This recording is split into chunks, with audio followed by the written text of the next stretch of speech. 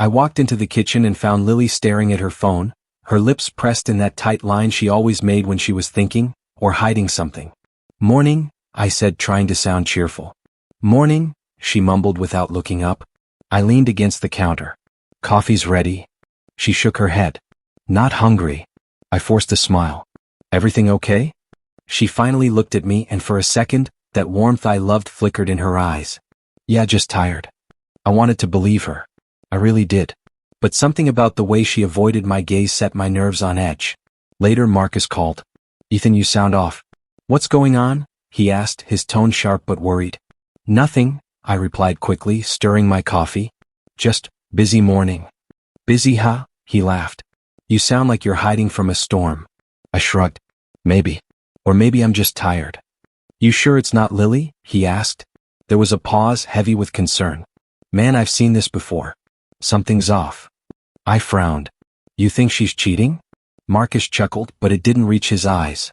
"I'm not saying that, yet. But trust me, keep your eyes open. Don't be blind to what's right in front of you." I laughed nervously. "Always so dramatic." "Dramatic? Maybe. But careful. You know I've got your back." I hung up and tried to shake the unease. I loved Lily. 3 years, and every morning still felt like a fresh start. But lately little things gnawed at me. Her distant smiles, sudden calls she'd take in the other room, the way she avoided talking about money or her day. I told myself I was overthinking it. I had to. At work, I distracted myself with reports, emails, calls.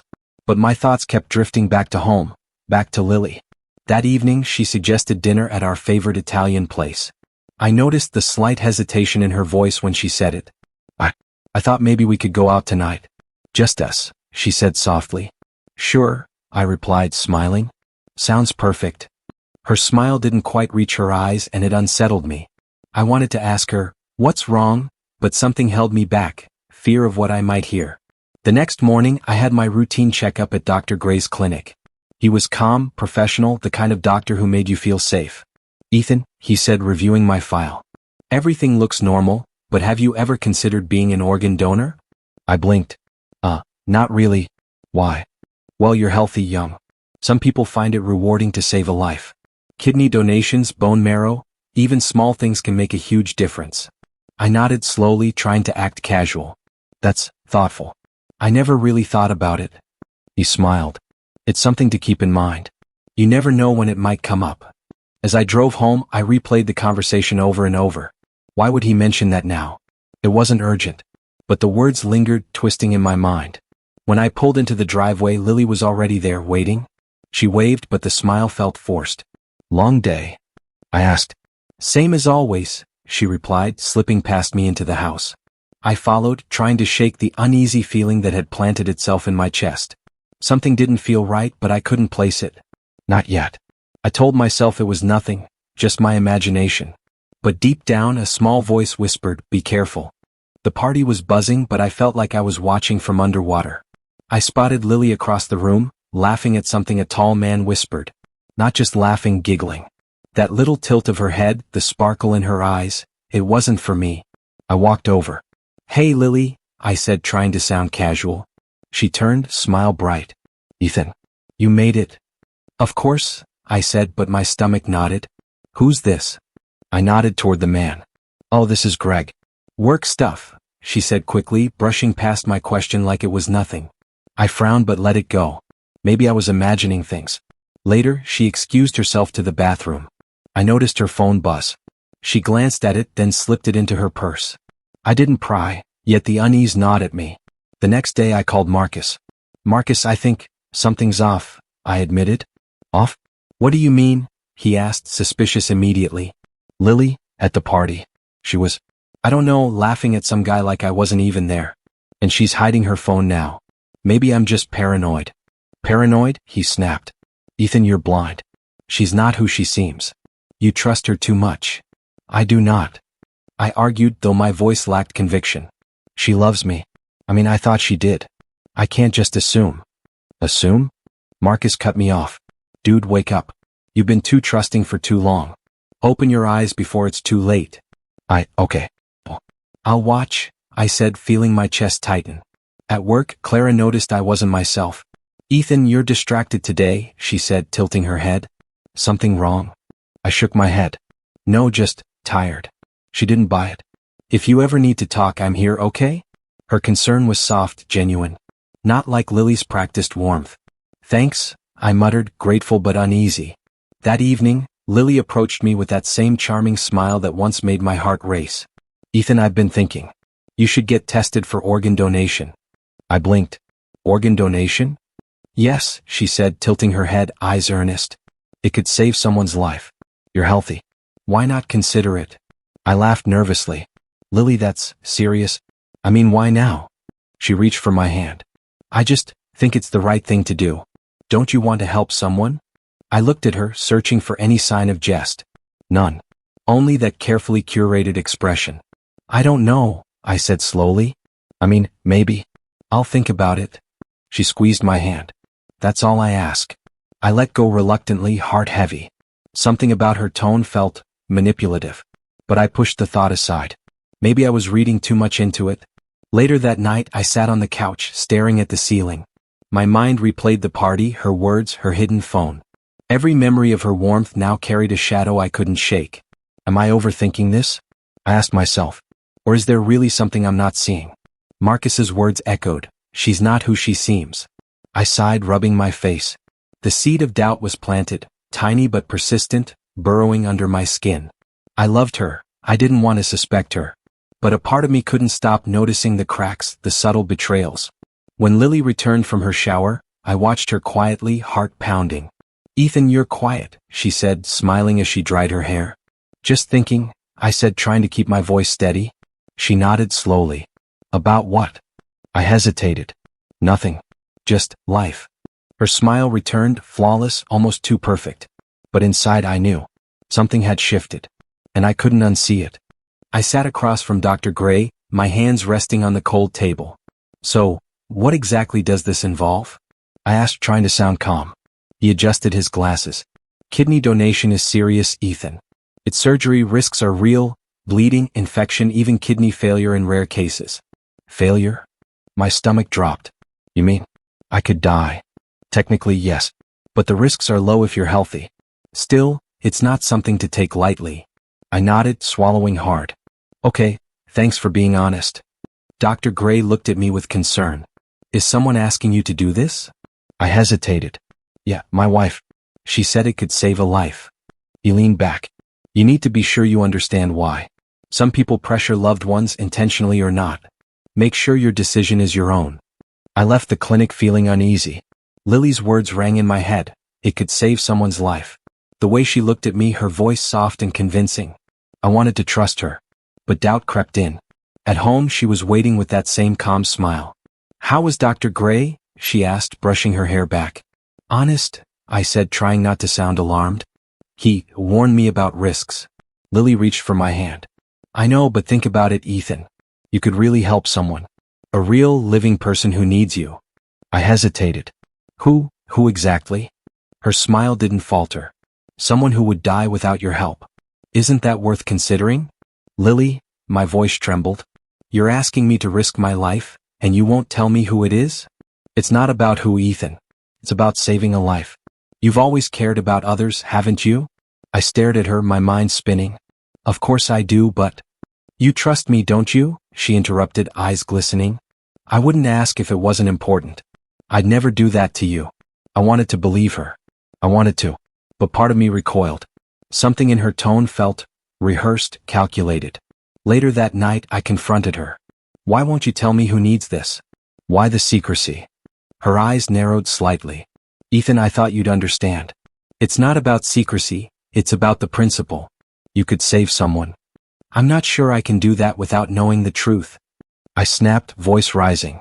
You're asking me to gamble my life, Lily? She pulled back, arms crossed. I'm not asking, I'm offering a chance to do something incredible. You're making it dramatic.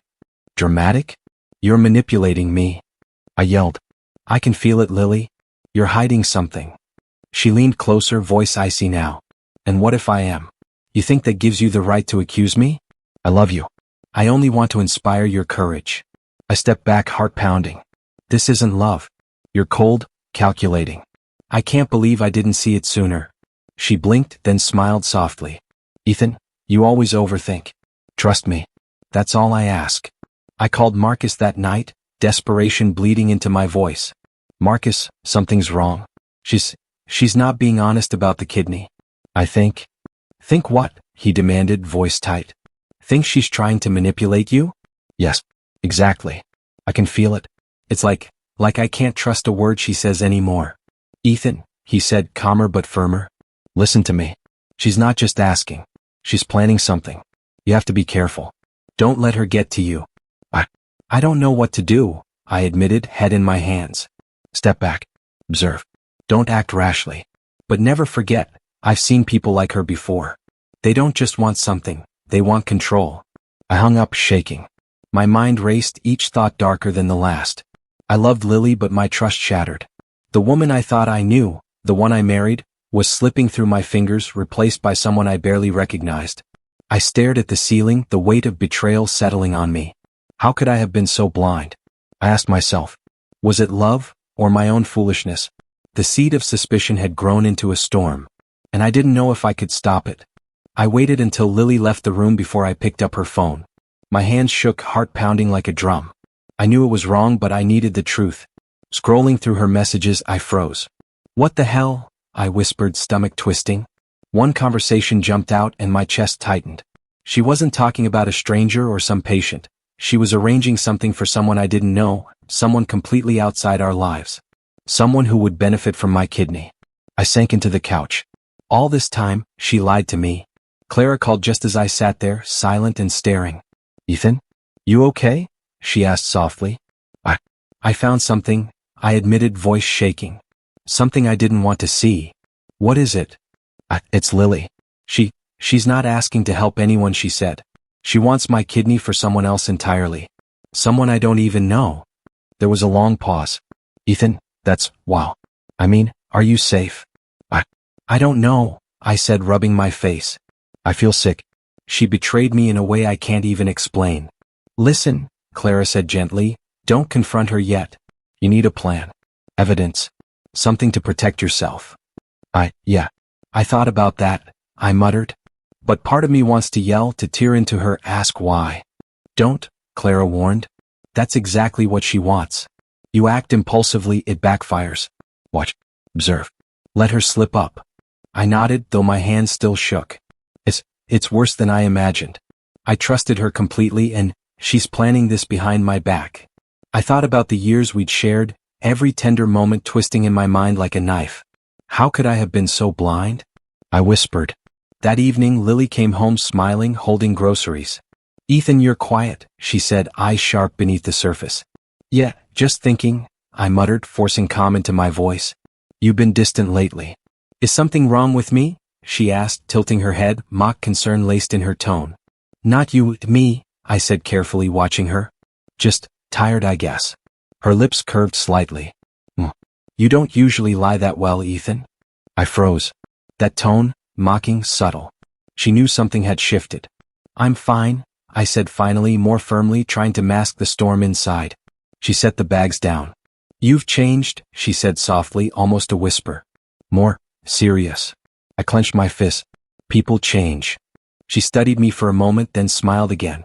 Just don't let worry consume you. Everything will work out, Ethan. Trust me. I wanted to scream. I wanted to tear into her and demand answers. But Clara's voice echoed in my mind. Don't act impulsively. Plan. Wait. Later, I sat in my office, phone in hand, replaying every message, every subtle lie I'd ignored. I began jotting notes, quietly mapping out what she had done, what she might do next. This is it, I whispered to myself. I have to be smart. I can't let her manipulate me. Not anymore. The thought of revenge flickered in my mind, bitter and intoxicating. But I also knew I had to be careful. Every step had to count. Clara texted me again. Patience, Ethan. Observe. She'll make the next move herself. I read it and nodded. Yes, patience, I muttered. But I'm not letting this go. Not now. Not ever. The room felt colder, emptier. Every memory of her warmth now carried the sting of betrayal. And for the first time, I realized this wasn't just a secret plan. This was a test of me. And I wasn't going to fail. I woke up with a weight in my chest I couldn't shake. Lily's face floated in my mind, smiling, laughing, pretending. I wanted to throw up and scream at the same time. I dialed Marcus before thinking twice. Marcus, I don't know what to do, I said, voice tight. What happened? He asked, instantly serious. It's Lily, she's lying. All of it. About the kidney. She's planning something and I feel like I'm losing my mind. Ethan, he said, calm but sharp. Breathe. Step back. You can't let her see you panic. Think. I can't think. I snapped. I trusted her. I loved her. And now I feel sick every time I remember her smile. You're allowed to feel that. But don't let rage drive you yet. Observe, plan, protect yourself. You're smarter than this. I don't know if I can, I admitted. Part of me wants to just let it happen. Maybe if I give in, it will end. Maybe I'll survive. Survive? Marcus asked, incredulous. You think surviving is enough? You have to act, Ethan. Not now maybe, but soon. Don't lose yourself by pretending it's okay. I rubbed my eyes, the memories flooding in, our first date, her hand in mine, the way she laughed at my stupid jokes. Those moments were poisoned now, twisted by what I'd discovered. Later I sat on the couch, staring at nothing. Lily walked past, humming, carrying a glass of wine. Ethan, you look distant, she said lightly. I'm fine, I muttered, but my voice betrayed me. She smirked. You always brood like this. You're too serious sometimes. I clenched my fist. Serious? I have a reason to be serious, Lily. You're lying to me. You're using me. Her expression didn't falter. Using you? Ethan, I'm trying to show you how generous you can be. Don't make this dramatic. I stared at her, mouth dry. You've been planning this behind my back. Don't try to twist it into something noble. She laughed softly, a sound that once warmed me, now cutting like glass. You always think in extremes. Life isn't black and white, Ethan. You'll see that eventually. I wanted to scream, but I swallowed it down. Part of me wanted revenge right then, but Clara's words echoed, patience. Observe. She'll make the next move herself. I remembered sitting with Clara at lunch the day before. Ethan, she said, voice gentle, I know you want to lash out. But you can't. You need strategy. Don't let emotion ruin everything. I feel like I'm dying inside, I admitted, voice low. I loved her. I still do in some stupid part of me. But every memory is poison now. I know, she said softly. But you're stronger than you realize. You'll get through this. You'll find the truth and she won't win. Her words were a lifeline. I nodded slowly, trying to absorb it. You're right. I can't let her win. That night, I watched Lily from the doorway as she spoke on the phone, oblivious to me. Her voice was sweet, persuasive, confident. Yes, everything is going according to plan. He has no idea. My blood ran cold. She called it a plan. She had no clue I was watching. No idea I had seen the messages, no clue I knew her deception. I gritted my teeth, staring at her silhouette. You won't get away with this, I whispered to myself.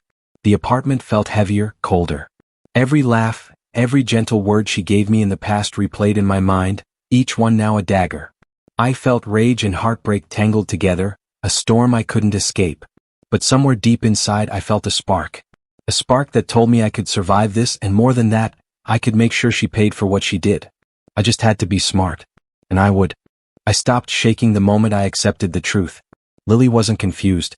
She wasn't desperate in a harmless way. She was calculating. And once I saw that, something inside me hardened. I called Clara. I need help, I said quietly. She didn't ask questions. Tell me what you know. I found messages. Lily isn't acting alone. There's a woman named Sophie and a guy named Victor. They're coordinating everything. Dates, money, hospitals. This isn't emotional manipulation anymore. It's a plan. Clara exhaled slowly. Then you stop reacting and start documenting. Screenshots. Dates. Conversations. Protect yourself. I said. Every message. Every call log. I'm saving it all. Good, she replied. And Ethan, don't let her sense the shift. People like her panic when control slips. That night I sat across from Lily on the couch. She smiled at me, relaxed, confident. You've been calmer lately, she said. I like this version of you. I forced a small smile. I've just been thinking. About the donation? She asked smoothly. About life? I replied. She laughed softly. You always do that. You think too much. I watched her closely. Why Sophie? I asked casually. Her eyes flickered for half a second. What? You talk about her a lot, I said. I didn't realize you were that close. She's just a friend, Lily said quickly. Why? No reason, I said shrugging. Later, I listened from the hallway as Lily whispered on the phone. He's cooperating more now. I think he's breaking. My jaw tightened. Yes, she continued. Victor already spoke to the clinic. Once the tests are done, it's locked in. I stepped back quietly, heart pounding but mind sharp. That was it. Confirmation. No doubt left. I met Marcus the next morning. He stared at me. You look different. I am, I said. She's working with others. Money is involved. Pride too. She wants to prove she can control the outcome. Marcus swore under his breath. You need to get out. Not yet, I said. I need leverage. He leaned forward. You're walking a dangerous line. I know, I replied. But I won't let her carve me open and walk away clean. At work, Clara pulled me aside. You've gathered enough? Almost, I said. I'm close. Then decide, she said gently. Do you expose her or do you let her destroy herself? I stared at my hands. I don't know.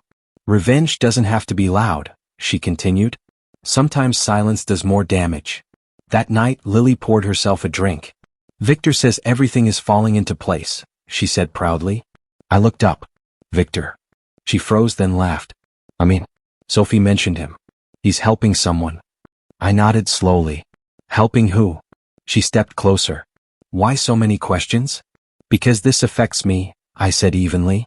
She smiled again, but it was sharp. You should feel honored. Not everyone gets the chance to be useful like this. Useful. That word settled deep in my chest. After she went to bed, I opened my laptop and backed everything up twice. Messages. Names. Proof. I locked it away and sat in the dark. This isn't just about betrayal anymore, I whispered. This is survival. I had crossed the line from hurt husband to someone else entirely. Someone deliberate. Someone patient.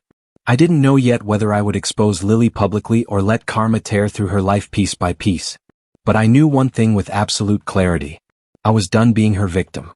I waited until Lily was distracted before I made my move. Every word I said had to count. Every smile, every nod, a mask. Lily, I've been thinking, I said casually at dinner. Maybe I should start preparing for the donation. She froze mid-bite. Already? I didn't expect you to decide so quickly. I trust you, I said, voice soft, masking the anger simmering beneath. I want to help. Her lips curved in that practiced way. See? I knew you'd understand. Later I called Marcus. She believes I trust her completely, I whispered. Good, he said, tension in his voice. Now watch. Let her slip. Be patient. I am, I replied. Every word, every gesture, I'm watching. A few days later, Lily invited Victor over under the guise of discussing logistics. I made sure I was in the room, pretending to focus on a book while listening. I don't know if he's ready, Victor said nervously. He'll cooperate, Lily replied firmly. He can't say no now. He trusts me. I laughed quietly to myself. Trust, so fragile, I muttered under my breath. Later, I approached Lily with a casual tone. I feel a bit nervous. What if something goes wrong? She looked at me sharply. Nothing will go wrong. Don't worry. Good, I said, leaning back. I like knowing you've got control. Her smile faltered for a fraction of a second. Control? Yes. You've always been so organized, so careful. I admire that, I said lightly. That night, I left a message to Detective Cole anonymously. Suspicious activity involving potential organ manipulation. Investigate. The next morning, I saw the first cracks. Lily looked tense on the phone. Victor, calm down. You're overreacting, she said sharply. I watched from the doorway, heart pounding. There it is, I whispered. Victor stuttered. But, what if Ethan finds out? He won't. Just do as I say, Lily hissed. I smiled faintly. He's worried, I muttered. And now the cracks are showing. Marcus called that evening. I saw your note to the detective. Bold. I had to, I said. She's too careful. She can't know she's being watched. Remember, he warned, revenge comes at a cost. You'll feel the sting too. I know, I admitted. But seeing her panic, it's worth it. The following days were tense. Every phone call, every whispered conversation I cataloged. Every lie she told became evidence against her. One night, I confronted her subtly. Lily, Why does Victor seem so nervous lately? Her eyes flickered, caught off guard. What do you mean? I hear him arguing on the phone. You're usually so calm, I said. She laughed, but it was short, forced. People have off days. I nodded slowly. I suppose. But it's interesting how quickly things unravel when plans aren't airtight. Her hands tightened around her glass. Plans? Yes, I said softly. Plans we trust others to keep. I watched her falter. The carefully curated world she built, the smiles, the confidence, the control, was showing cracks. And I wasn't done. Marcus called late that night. You're shifting the power. She doesn't know who she's dealing with. I can feel it, I said. Her confidence is cracking. But it still hurts, seeing what I thought was love turn into manipulation. You'll get through it, Marcus said. But never forget. Revenge is a two-edged sword. I looked at the ceiling, exhausted but focused. I know, I whispered. And I'm ready for it. The trap was set. Lily and Victor were both dancing exactly where I wanted. Soon I'd decide how far to push them. But deep down I knew one truth. Control had shifted. And I finally felt powerful. I watched quietly from the hallway, phone muted in my hand as Lily argued with Sophie. You promised me this would stay between us. Lily hissed. I promised nothing, Sophie snapped. I'm done covering for you. You lied to him. All of it. Lily's face twisted, panic creeping in. You can't do this. He'll ruin everything. Sophie laughed bitterly. No, Lily. You ruined everything yourself. I felt my lips curl in a small, dark smile. Finally, Victor stormed in, slamming the door behind him. Lily, I can't be part of this anymore. It's too risky. You can't leave. It's too late now. Lily yelled, voice breaking. Victor shook his head. I'm out. Deal with it yourself. I sank against the wall, watching her crumble. Every perfectly crafted plan she'd made was collapsing before my eyes. Later, she came to me trying to charm her way back in. Ethan, please. I didn't mean for it to go this far. I just wanted to help. Help? I repeated, voice flat. You wanted to manipulate me. You wanted to use me. Ethan, You lied to me every step of the way. I interrupted. I trusted you. I loved you. And you turned it into a game. A dangerous, cruel game. Her eyes filled with tears, but they were empty. I was desperate. I needed this to work. You don't understand. I understand perfectly, I said. You're selfish and prideful and reckless. And now you're paying the price. She sank onto the couch, hands covering her face. Please, forgive me. I can change. I can fix this. I shook my head. You can't fix betrayal, Lily. Not when it's deliberate. Not when it's calculated. I remembered our first anniversary, her smiling face as I handed her the small box of earrings. That memory cut deeper than any words. I thought we were a team, I said quietly, voice breaking. I thought you loved me. And you only loved the idea of control. She whimpered softly. Ethan. You don't get to speak, I said. Not now. Not ever. Sophie turned, Victor left, and every lie you told is exposed. You've destroyed yourself. She stared at me, tears streaking her cheeks. Please? I'm sorry. Sorry doesn't erase the damage, I said, standing tall. You'll face the consequences. The law, the people you betrayed, and maybe that's the only justice you'll see. Later I sat alone, replaying the last 3 years in my head. Every laugh, every tender word now tainted. I remembered holding her hand on the balcony, thinking nothing could hurt us. I whispered to myself, love betrayed, trust broken. You earned this, Lily. Every single moment of it. Clara called that night. I heard what happened, she said softly. Are you okay? I don't know, I admitted. I feel satisfaction but also a hollow ache. I wanted her to see me, to beg, but it doesn't matter. She knows nothing changes what she did. Sometimes, Clara said, justice isn't about watching them suffer in front of you. Sometimes it's about letting it unfold while you survive. I nodded even though she couldn't see me. I see that now. Watching from the shadows, it's enough. Lily's figure appeared in the doorway later, quiet, fragile, pleading. Ethan, just one chance. Please, let me explain. I've already seen everything, I said. I know what you are, Lily. You can beg, you can cry. It won't matter. The world will handle the rest. She sank to her knees, hands trembling. I'm sorry. Truly. I looked away, voice low. Sorry doesn't undo betrayal. Don't speak to me again. I walked to the window and stared outside. The city lights were bright, indifferent. And for the first time in weeks I felt some measure of peace. The storm she caused had passed. I remained. She fell. And I finally realized, justice, when it's patient, is far more satisfying than revenge ever could be. I walked into the apartment with the evidence in my hand, heart pounding but voice calm. Lily looked up, smiling as if nothing had changed. "Ethan," she said softly, "what are you doing here?" "I think you know," I said, placing the folder on the table. "Everything. Every message, every call, every plan. I know what you've done." Her smile faltered just slightly. I can explain," she said, stepping closer. "Explain?" I echoed, voice sharp. "You lied to me, manipulated me, involved other people, and risked my life. How could you think you could explain that away?" "Ethan, please just don't," I snapped. "I'm done listening to lies. Every word you said about helping someone was a lie. Every promise was calculated. Look at this." I opened the folder. Screenshots, timestamps, messages from Sophie, calls from Victor. All of it. She gasped, covering her mouth. How did you?" "I watched. I documented. I prepared," I said steadily. "And now the law will handle the rest." Lily's eyes filled with tears, but it was too late. "Ethan, I didn't mean." "Save it," I said. "Detective Cole is already on his way. He'll be here any minute." Her hands shook.